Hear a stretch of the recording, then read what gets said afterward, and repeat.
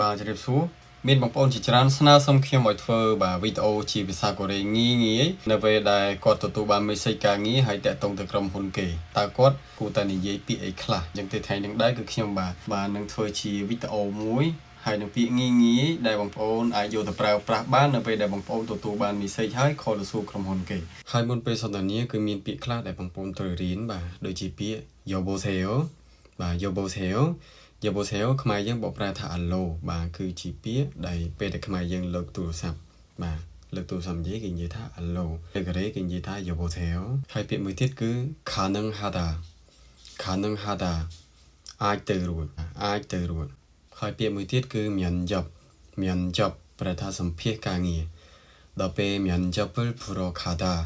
ប្រែថាទៅសម្ភាសន៍ការងារហើយក្នុងការសន្ទនានេះមានពាក្យមួយទៀតដែលបងប្អូនគួរតែចេះដើម្បីយកមកប្រើប្រាស់ធ្វើការ 인사 ទៅកាន់ជនជាតិកូរ៉េបាទពាក្យហ្នឹងគឺពាក្យ 좋은 하루 되십시오 បាទ 좋은 하루 되십시오 ស្មើនឹងពាក្យ 좋은 하루 보내세요 បាទពាក្យនឹងដែរបកប្រែជាភាសាខ្មែរប្រែថា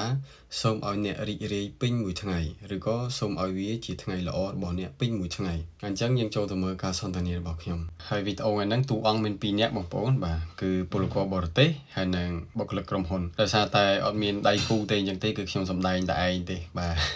អញ្ចឹងតាមដានអ្នកគ្នា 여보세요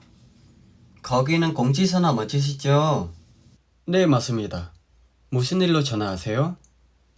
아, 네. 저는 알선을 받아서 전화 드리는 거예요. 혹시 지금 통화 가능하세요? 네네, 가능합니다. 말씀하세요. 아, 네, 감사합니다. 저는 면접을 보러 가고 싶은데 혹시 언제 가면 되는지 말씀해 주시겠어요? 면접은